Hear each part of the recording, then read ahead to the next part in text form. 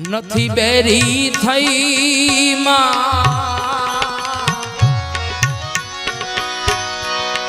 એમાં નથી નીંદર માં ઘેરાણી નથી બેરી થઈ નાગબાઈ માં નથી નીંદર માં ઘેરાણી એટલા માટે એ જી તારા અંતર નો પુકાર નથી માટે સાધુ કેમ સાંભળે માં